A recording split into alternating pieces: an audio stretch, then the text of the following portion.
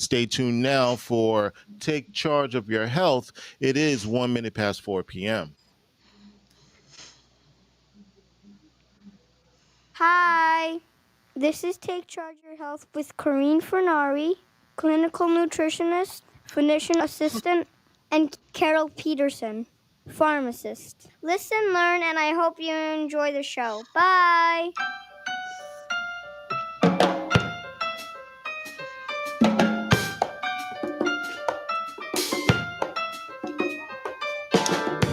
Welcome back. This is Take Charge of Your Health with Corrine Fernari, clinical nutritionist and physician assistant, and my co host, Carol Peterson, pharmacist. Every week, we present you with new and creative ways to help you make sense of health information and bring it home to you and your family. With years of clinical experience between us and research into traditional and cutting edge technologies, we give you practical information to help you take charge of your health.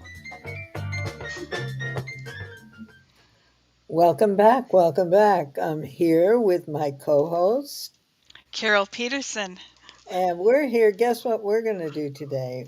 First of all, you're going to have to listen carefully. Second of all, we are going to be breaking medical myths. We got a hammer here just to shred them and break them all up. And we're going to be sharing with you a brand new health paradigm that you have never heard before. And guess what? I am just learning about, Carol is just learning about, and James, I know you're going to call and ask for a book. There's no books written yet. It's so new. It's being shared, it's being explored, and results are just coming in. So the book isn't written yet. Sorry, no book. But this is what it's all about. It's about kidney disease. We all know that once people get kidney disease, it's a progressive disease. It can't be turned around and it ends up in dialysis. Don't we know that, Carol? And dead. And then eventually dead. speedy, A difficult, speedy way to die on dialysis. not Plus, not one of the pleasant. one of the things that is rather alarming is this increasing number of dialysis Oh, centers getting set amazing. up, especially where there's retirement communities, Exactly. Arizona, Florida. It's in storefronts, it's in all sorts of places because There people so are many having people.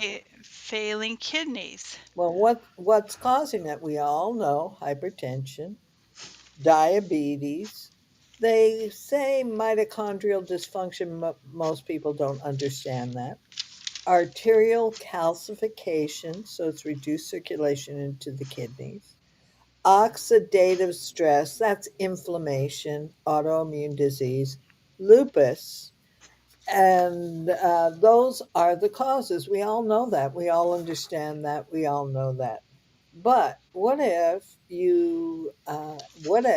we're about to tell you that it doesn't have to be a progressive, irreversible disease, that it can become a disease that caught early can be completely reversible, caught in the middle can be brought back so you can function, or even very late, it can there are therapies that can stop progression. What would you think about that? Is that pretty exciting, Carol?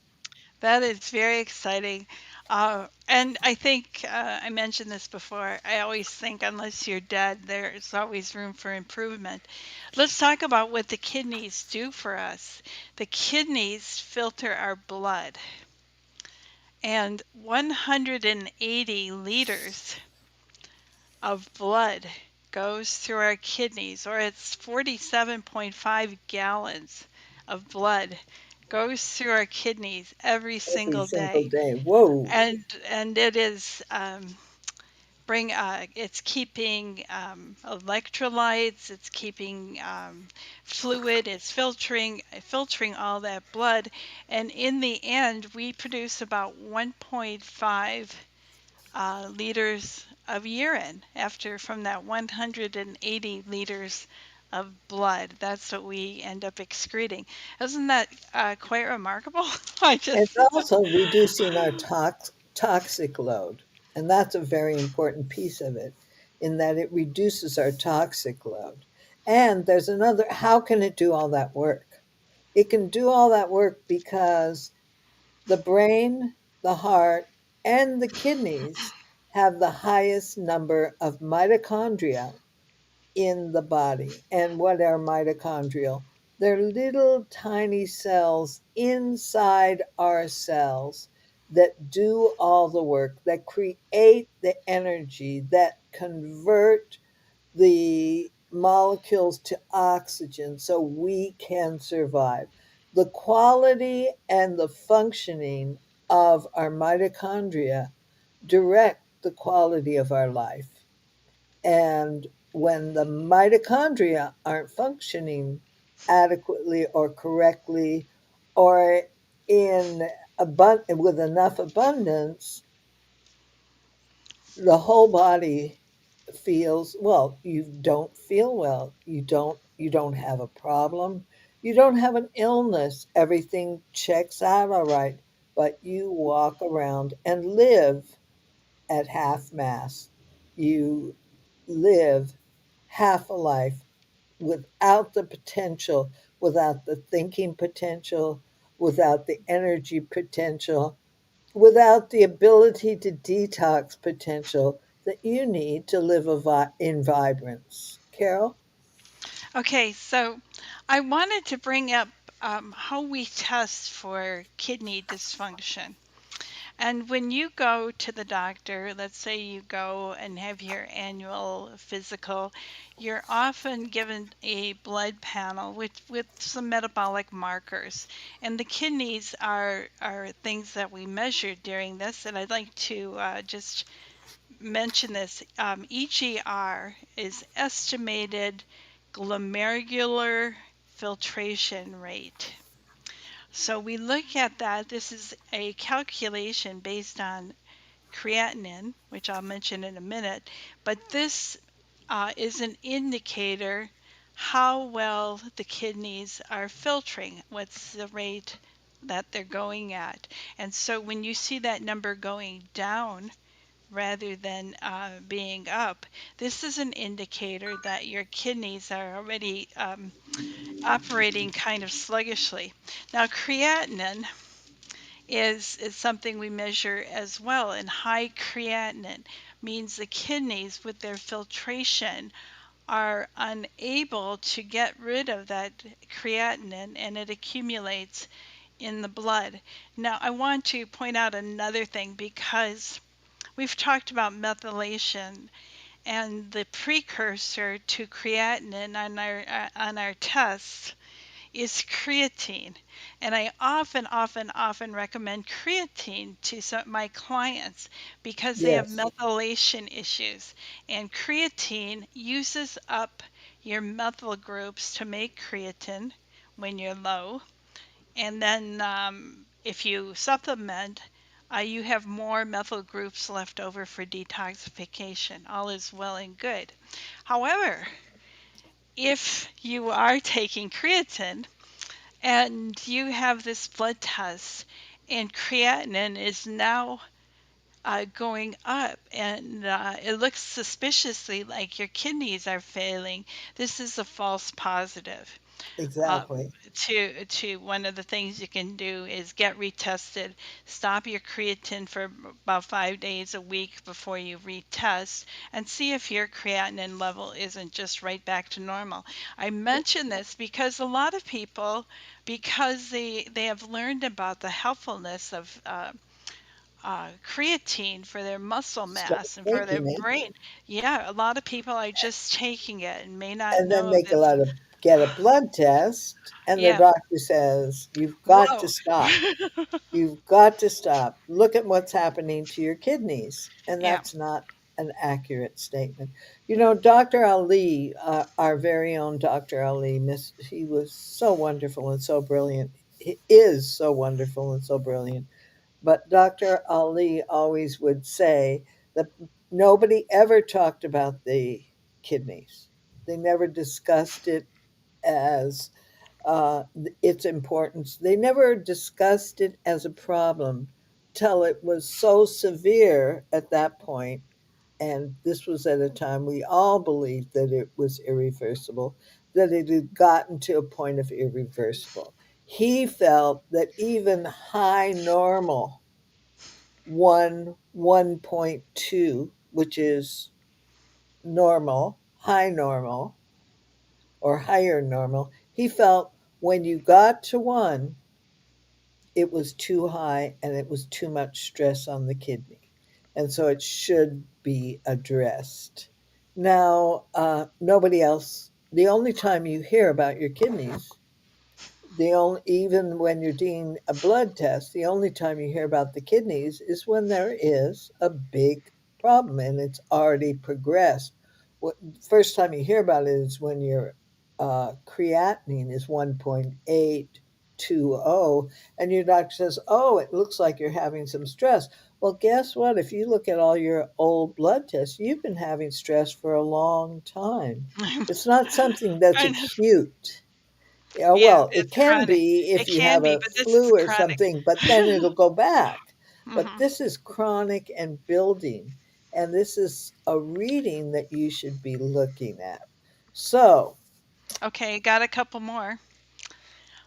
BUN, okay, blood, blood urea nitrogen. It's almost always on your basic metabolic panel. And this means the nitrogen is part of all protein. It has some nitrogen in it, and so this is an indicator that kidney filtration is not working as well if the BUN is going up. So the clearance of that protein.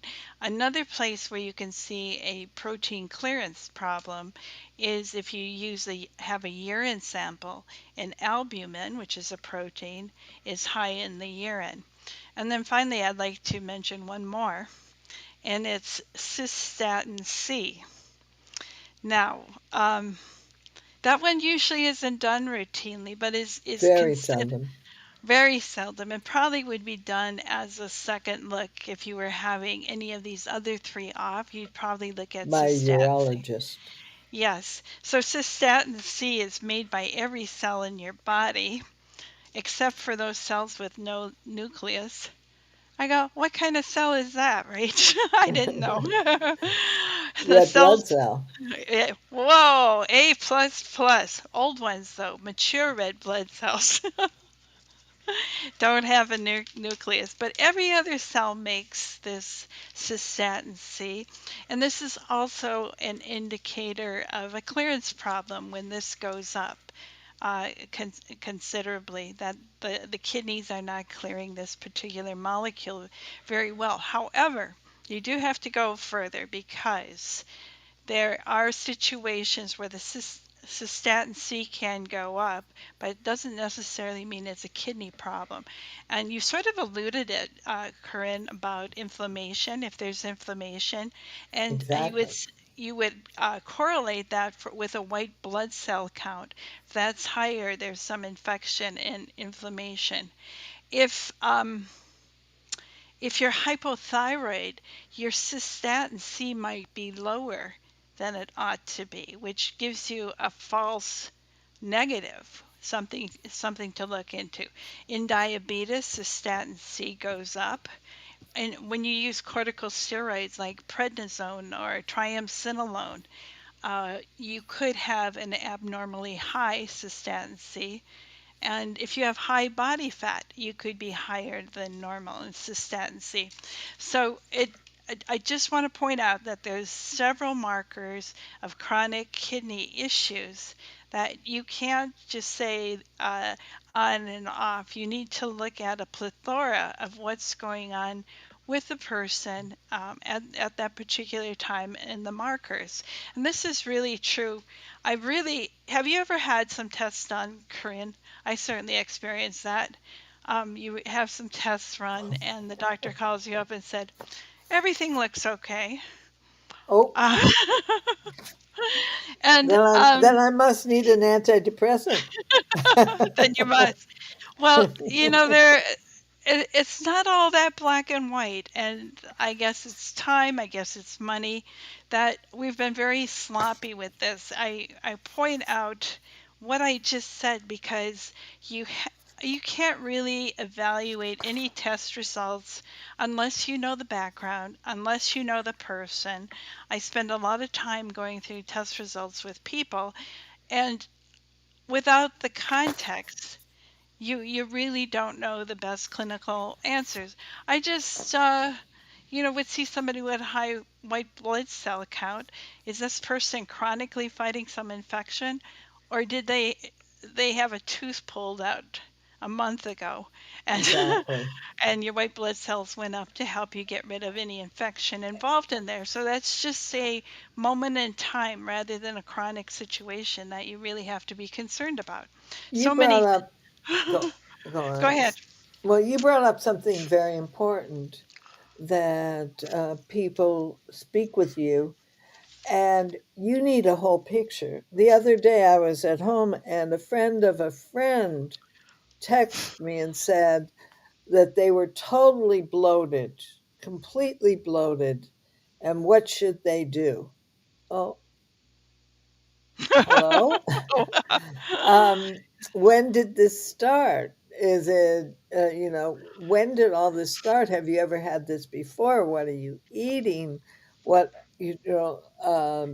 what are you on? What supplements are you on? What is your lifestyle? It just goes on and on and on. Without those questions, all you cannot share with the patient really appropriate therapies or even an attempt to heal the problem. And that's the frustrating part, is that without a clean picture, when did it start? Last month did you have this, or did it start yesterday? So all of those questions are so appropriate and give us an understanding. If those questions aren't answered, anything that you do is not really going to give an answer that works in such a way that you can really address the problem. So there was a lot that was hidden by that question. What should I do? Which took about an hour to uncover, and we did uncover it. And there's a lot that can be done, but not without that full history. It's totally appropriate. But there's I even bunches of hate that word before you go on. I don't like this word bloating because I don't even know what it means when people say that. exactly. They could mean water retention all over the place, or it could be something going on in their colon and It swelling could their stomach. exactly. Are you constipated? Do you Yeah. have diarrhea? Are you burping? Are you gassy? Tell us everything. So, What's going on? Corinne, I think we should invite our audience in for oh, questions if they that's a have any. wonderful idea. And the number is 212-209-2877. That's 212-209-2877. So I wanted to talk about what we're doing to turn this disease around. And the doctors, I heard lectures. You sent me copies of lectures that were really amazing. Actually, I could put in a little plug here for ICIM, International Amazing. College of Oh, Integrative Medicine. You can look them up, and these lectures will be available on their site for sale if you're not a member. But we just recently had just a wonderful whole weekend on kidney stuff. And it's like the poor kidney's underappreciated. Here it's doing so yeah, much work. It's a workhorse in our body. exactly. And we it doesn't complain much. That's the problem. Just Exactly. Until it doesn't complain until it's at a very high level. You don't not really feeling it until you're at stage 3 or stage 4. And that's those are the points where they say it's irreversible. Stage 2, you really don't notice anything. Stage 1, you don't notice anything. But your functioning is getting lower and lower, and the toxins in your body are building up, and there you are. And there you are. So we want to, first of all, the best is to address it before it is progressed. But the second of all, there are still things that can be done when it's quite progressed. And I'm going to dive deep into the pool of what we can do. I'm okay. not. I'm not going to start The phone on number to call in. 212 209 2877. That's 212 209 2877. I'm not going to really, well, I'll start on food in let me just say a couple of things. We all know, I can't help myself. We all know that when anybody has weakened kidneys, you're not supposed to eat proteins. You're not supposed to eat lots of vegetables because they're too high in potassium. Well, what we're finding out is that's not correct. That you need the protein to heal the tissue. Your kidneys need the protein to be able to serve the function that they can, that they are supposed to be doing, that the detoxing, they need that protein as a tool for their survival. Well, so where do we get the protein? Carol, remember when Dr. Minkoff was on with us Yeah, with perfect aminos. with Perfect Aminos? He told us that that amino was good, really good, and very important for those with with kidney disease. And Hmm. why? Because there was no excess. It was not acidic. It was totally absorbed, and it would help heal kidney disease. Well, You so we almost heard don't it. have to. You don't have to urinate much Ex- if you're using perfect aminos because there's very little waste happening, which is kind of an interesting thing I've heard along with that.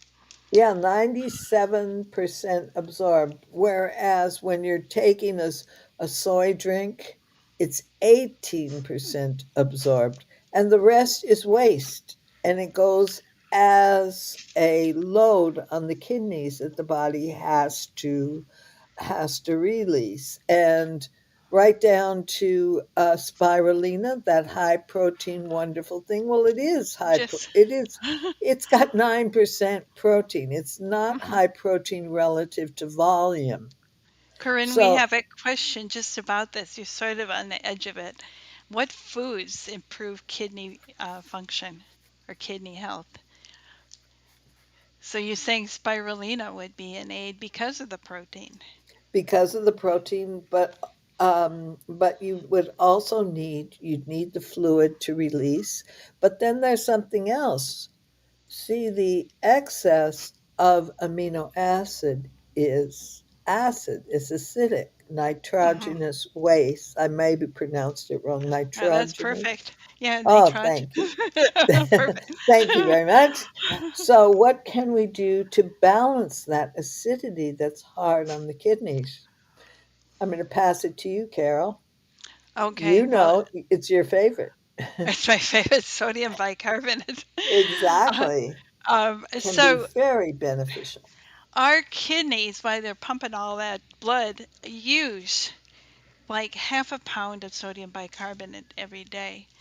And some people really don't have all that they should have. And there have been people rescued from dialysis with just sodium bicarbonate alone, which is astounding to me. Sodium bicarb, one of the kidney functions that we sort of glossed over, but you referred to a bit, is it maintains our acid and base or alkaline Balance. situation in the Mhm. blood. So our blood is supposed to be slightly alkaline. So this is the work of the kidney. So people have determined that if you test the urine with test strips for acidity or alkalinity, you can make a correlation between the urine pH and the blood pH. So you can get test strips, just pH test strips, very inexpensive. And even you don't need to know the numbers. The color is clear. I wasn't feeling so well yesterday, and I thought, I just wonder if I'm not a little bit acidic. And sure enough, I go to my test strips. It's like totally yellow when it should be purple. Hmm. And I took a dose of sodium bicarbonate. Usual dose is like a half a teaspoon and 4 to 8 ounces of water. Made me feel quite a bit better right away. So something was going pretty sluggishly as I was concerned, and maybe it's I'm not detoxing some things. Like a lot of metabolic waste is very acidic. Sodium bicarbonate can help you avoid things like Herxheimer reactions when you're doing some treatments and you get a lot of die off. All that die off is very acidic, and it's a big stress on your kidneys to help keep your blood alkaline, and it needs more sodium bicarbonate to be able to do that. So that's a place where we can use it. The more I learn about sodium bicarbonate, the more I am Impressed. really impressed. Uh-huh. Uh-huh. So there is another piece of this, and when we're dealing with amino acids, is we want complete digestion. Very, very important to have complete digestion rather than partial digestion. So, what do we find in older people and people with kidney disease? Very often their digestion is very weak. People um, very weak as we get older. So, what can we do? There's a few things that we can do. One, hydrochloric acid. There is a formula, a digestive enzyme formula that I like that is a mix of complete digestive enzymes, HCl, and ox bile. I love it. It just really balances when people are eating. It's just a really wonderful balance. It helps keep the bowels regular. It also helps the digestion, and you can feel the difference, uh, particularly if you're bloated or you're one of those bloated people. But then there's another piece of this is B1. B1 is very important. It's very important for helping the kidneys because control the urine, which takes place in the brain. So it's very important for the kidneys to help control the urine, particularly at night. B1 works, but it's also necessary for our ability to digest proteins. So it's working on two levels to support the kidneys, and it's not just B1. Which form, Carol, that you really love? Which one is it? It's Oh, the it's a salt. benfontaine. There's one that's called Ben benfotiamine. Benfotiamine is a fat soluble B1. Thiamine hydrochloride is water soluble. Sometimes people use combinations. And then there's a new one on the block. It's called sulbutamine, and it's two thiamine molecules held together by a sulfur bridge. And this one is fat soluble too and can be really helpful. One day we should do a thiamine program because it's very, People very know about it, and very and few then people know about it. I know, and I just talked to somebody. She was really damaged with recurrent COVID and mold exposure. Oh, And that's she's another big story. she said to me she takes 500 milligrams of thiamine. Um, 5,000. Did I say 5,000? You said 5,000 milli. 500. Yeah, I thought I did. 5,000 milligrams Whoa. of thiamine she had used to bring herself back which is really quite phenomenal. I hadn't heard of doses that high, but 800, 1,000 is not high dosing. And then you look at your B complex vitamin, and they'll have B1 thiamine, it'll say 10 milligrams. Well, And that's a if your tickle. problem is Maybe, serious, maybe even a tickle. Mhm. maybe even a tickle, we need to have some callers call in. 212 But 209 2877. no, That's what a, 212 209 2877. But you know what else? This is what blew my mind, Carol. I had never heard of this. I never understood this. And so I've been on the phone calling Carol. Did you know? Did you? Peptides and bioregulators. They're using peptides to literally support the turning around of kidney disease. It's really interesting and very exciting. So, what are peptides? They're short chain amino acids with regulatory effects in the body, in the biological systems. So, that's in the organs, in the glands, in the cells. And what are bioregulators? Bioregulators are peptides, but very small. They're 3 or 4 protein molecules that act amino as acid. a physiologic amino acid modulators, often very tissue specific. So the bioregulator, you'd get a thyroid or a kidney bioregulator, whereas a peptide, you get something that's much broader acting. And guess what? We got a caller, and then we'll continue. Hi, you're live. Your name, please. Hello. Is that me? Hi. Hi, Hi. My name is Rose. I hi, have my chemistry in front of me, and you were just speaking about the kidney. I yes. just want to throw out a couple of the numbers here. You have the creatine. Uh-huh. Mine is Yeah, 0.93. Yours is what? I'm sorry. point nine. 0.93. Yep, No, that's okay. uh-huh. No, it's That's good. 0.93. Yep, Okay. that's fine. Okay. And my albumin is 3.4. Okay, that's probably, it's a little low for the blood, but I specifically was talking about albumin in the urine. So Oh, So that yeah, this is blood. Oh, okay. yeah, so you're in the blood, but that's a little low for albumin. so Really? Okay. And so the you want to BUN, make sure you're eating adequate proteins. Yeah, yeah. That's a base, okay. and that Okay. is a window into the protein that you need for your body. So you want to be sure that you're eating adequate proteins. Go on. Okay, and the BUN, the creatine ratio is 22.6. Yeah, I forget what's the range. It says the number is 22.6.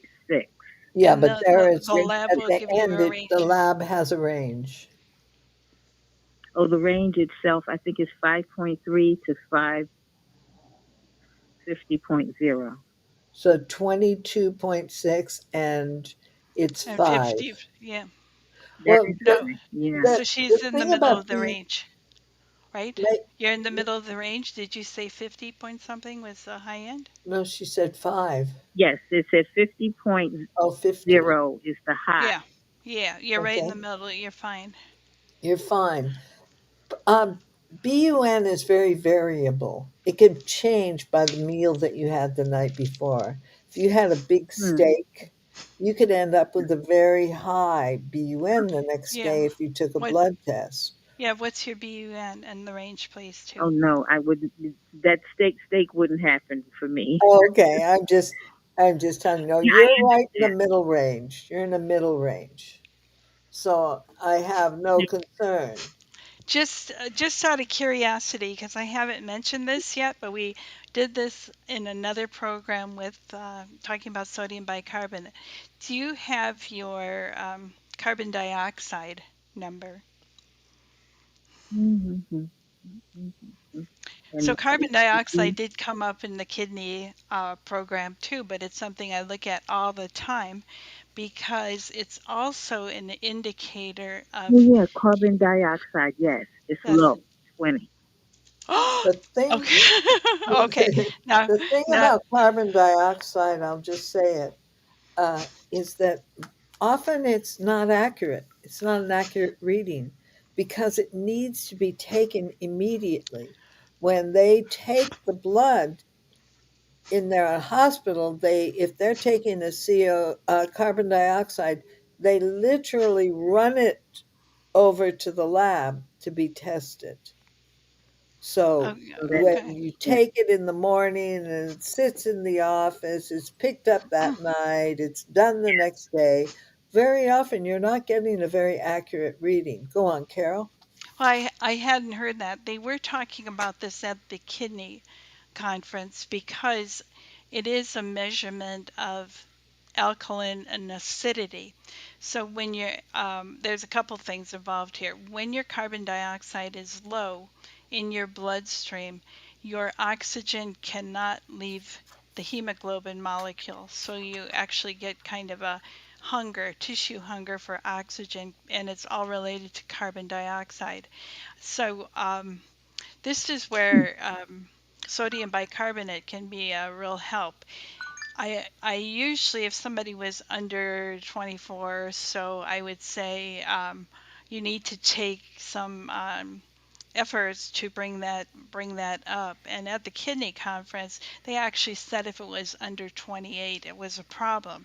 So you can do several things. Here's where your breathing exercises, when you hold on Mm-hmm. the exhale, will bring up your Mm-hmm. carbon dioxide. Breathing in a bag Mm-hmm. brings up your Exactly. carbon Like dioxide. when you have asthma, they have the kids Oh, breathe in the bag. Yeah, yeah.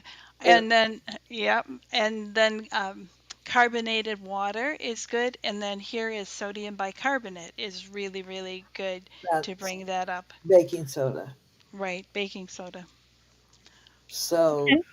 you Okay. might feel better with Let's a see. little more oxygen in the cells. Oh, you, I probably Okay? would. Yes, thank But you. I wouldn't be worried about it. I'd It just can be aware change of the rapidly. symptoms. Yep, Exactly. it can change rapidly, just like breathing in a bag. You would need to do that for some minutes, but then it's going to be corrected. Yes, exactly. Okay. Okay, Okay. Thank good. you for And Thank calling. you That so was much. interesting. It was yes, interesting for all of us. So I'm going to continue about the mitochondria and its role in in the kidneys and in kidney disease. Oh, we have another caller. the Let me caller. just say a couple things. Kidneys are energy demanding organisms. Organ. They are one of the third top energy demanding organ in the body, and that's an ATP requirement for their ability to filtrate. So if they're not getting enough energy, you're not filtering toxins out. So we have a listener. Hi, you're live. Your name, please. My name is Shabazz. Good morning. Good Hi, afternoon, Shabab. magnificent regards. Thank you. Thank you. I just want to Back at you, as they say. I want to preface everything by saying how much I do love and adore you two. Okay, Oh, now thank I have you. Thank two you. questions. I have two quick questions for you. They're both theoretical, so you can make it as long or as short as possible. The first one has to do with anti-inflammatories. Now, I do a lot of them, like a lot, and I'm wondering if it's possible to do too much. What kind You are know what you I'm saying? taking? Like What I do kind? a lot. Like I do oil of oregano, black Okay. seed oil, Celeon, cinnamon, niacin, ashwagandha, sodium bicarbonate. I mean, I'm really ODing on this stuff, and I'm just wondering if there's a possibility of doing too much anti-inflammatory. Or do you mean antioxidant? Well, no, Yeah, I meant not anti. But if anti-inflammatory. And interchangeable, that's fine. But And antioxidant you can overdo. You Yeah. can overdo your antioxidants. Okay. But anti-inflammatory, your body is constantly in a state of building inflammation. Yes. What is breathing? Breathing, every time you breathe and you exhale, that's a form of creating inflammation. Every But time yeah, you but my biggest concern is chronic inflammation. So I'm really trying to attack that. great, Right. that's wonderful. Then you're on a good program. I would also make sure that you don't take too much water, but that you drink adequately, which you probably do. But I'd look at my diet also, Oh, my which diet is very clean, ladies. Very clean. I can't imagine it wouldn't be Um, because with what you're doing, what? I'm sorry. no, I'm in this thing like full, full full, bore. full Yeah, game, you're right. full game. You're you're right on Why? it. Why is that? Has there been a problem in your life? No, but you know what? I just You're got preventing a into problem. I've gotten into the nutritional space about 4 or 5 years ago. I Hmm. was just really horrified at the things that I didn't know. And not that my diet was very horrific prior to that, but it wasn't the greatest either. And so I'm not quite sure what damage I have. And I've taken the tests and everything, and they right now everything's looking good, but I'm not Well, just not sure. okay, you do want to take the test, but guess what? You walked into my office, the first thing I would ask you is, how do you feel? I Do you, feel do great, you feel, well, there, you're doing something right then. Right. magnificent, if I might. Yeah, well, then you're doing something right because what has happened is you're reducing the load Right, on the mitochondria. And the right. mitochondria is where you get your energies at your energy. So by all these anti-inflammatories, you're reducing the load and you're allowing your body to make energy like a child. Yes, You know, these I, not what go on. no. That's what I want. Childlike energy. Well, Yeah. that's what it sounds like. It sounds wonderful. And unfortunately, some of our children don't have childlike energy. Well, This they don't have that. They don't have that corn information syrup, either. high fructose corn syrup is one of the most toxic gumming I up zeroed this out of my life substances years ago. in the, yeah, but HF, we how got about all these kids? we got a divorce years ago. Me and high fructose corn syrup. Irreconcilable differences, ladies. Irreconcilable differences. Yeah, Listen, and that's here's right. my last question. And I'm Yeah. asking this to a friend, actually. And here's the basic question. If a body is 100% metabolically healthy, right? What kind of signals and cravings and that sort of thing do you think would a body in that condition give off? Because I need Well, a lot of 100% metabolically healthy, which I know is then you're on your probably way to a stretch. heaven. Yes. That's And probably a stretch, um, but we're just all of theoretically, us, I'm just leaning on your vast knowledge on this thing. okay, you're all of us, we're all of us working on it. We're I all, because on a daily basis, like I said, every time we Yeah, I know. breathe, we're creating inflammation. You're So right. on a Yeah, daily you're right. basis, we're working to release the inflammation, to allow the cells to work correctly. You know, and we do it through multiple means. We do it through diet. We do it through the way we breathe. We do it through fluids. We do it with supplements. And now we're going to talk about, we even do it through peptides, which are really exciting. And so are the bioregulators, because they're allowing us to, here we haven't been that healthy. they're allowing us to say, put a stop on that and start turning this around. So I really appreciate your call.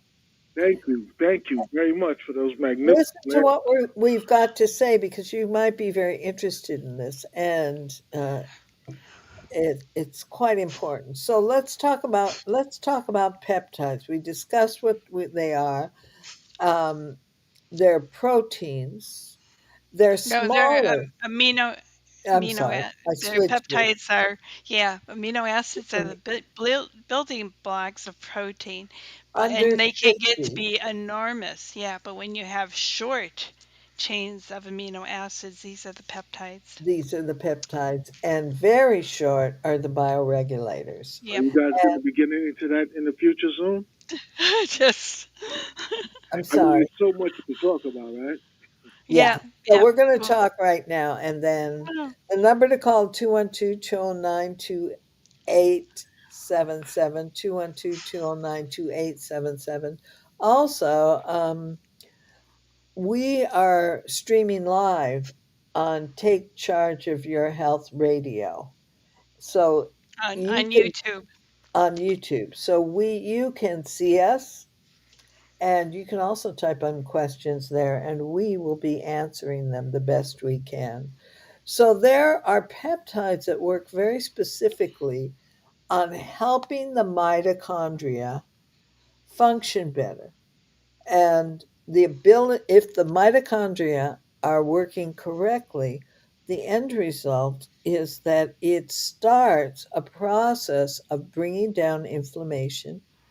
And I'm going to focus it to what we're talking about today. It starts a process of healing kidney tissue, and but it's not just the kidneys.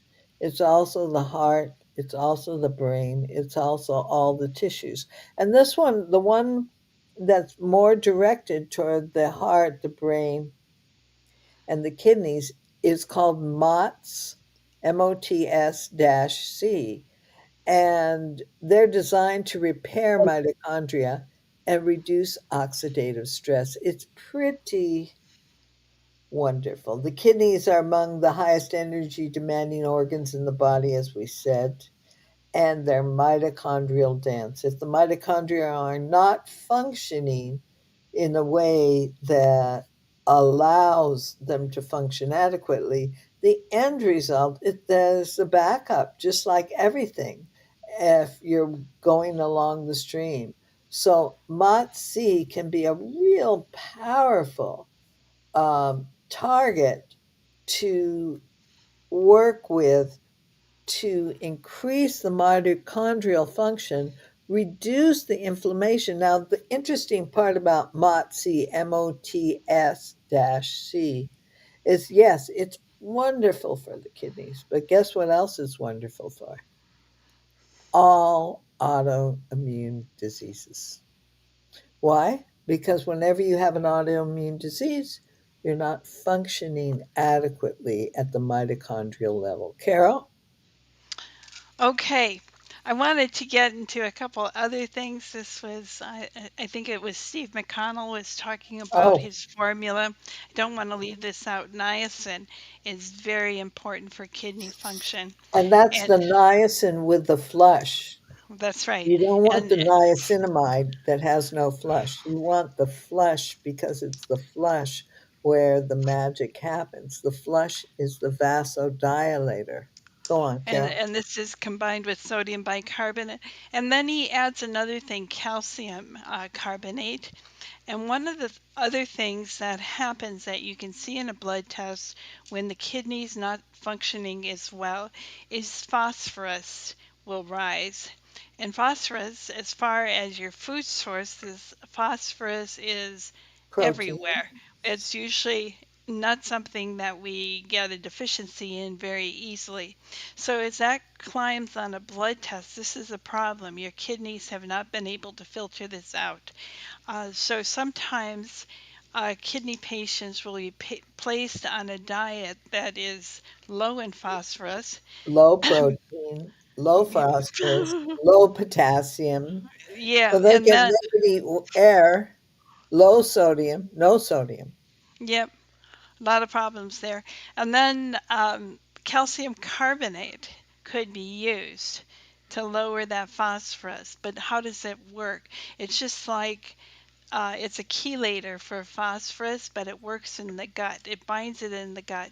So if you were taking in food that had more phosphorus than your body could handle, then using some calcium carbonate, which is just old-fashioned Tums, can help reduce the phosphorus, which is another handy little thing.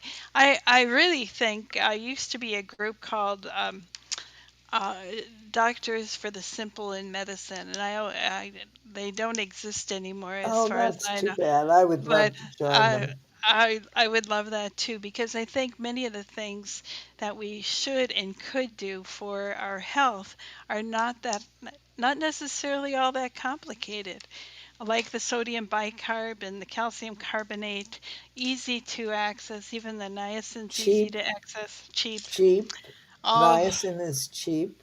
True niacin is cheap.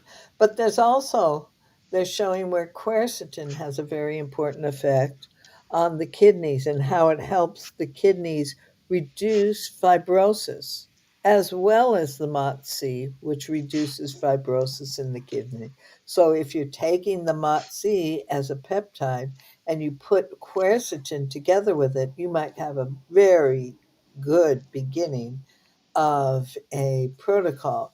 Then you also have the pycnogenol, and the pycnogenol lowers blood pressure or can assist lowering blood pressure. So you've got three things right there, which are so basic and totally available and could start a process of a higher level of health in the kidneys.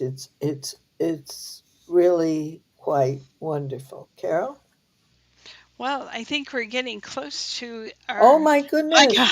our end. Isn't it fun? I've got about 20 more pages of information in front of Oh, me. you've been busy. I know I've been busy. once you start digging into rabbit holes, just like calcium carbonate, like how does that work? It's just Exactly. one thing to say it, but what's the mechanism? We really need Well, to know that's what the whole story. I I felt like I was cheating by saying, well, quercetin works, and then going on to the next thing because I didn't explain in what way, but I would realize we're running out of time. So, Carol, what's your website? My website is the wellnessbydesignproject.com.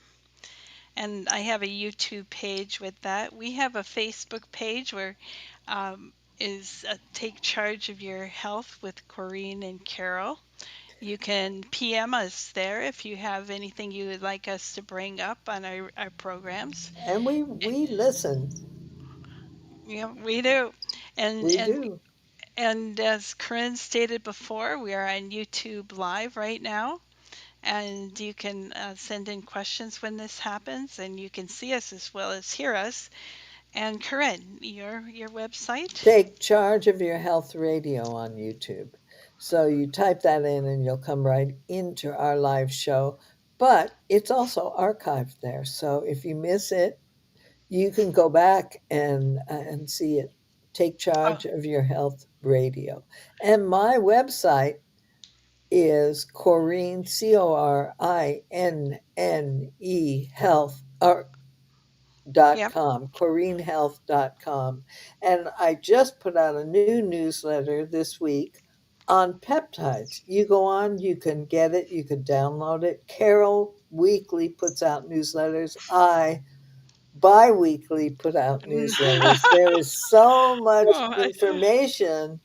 I can't even complete all the information on both of our websites, and it's all free.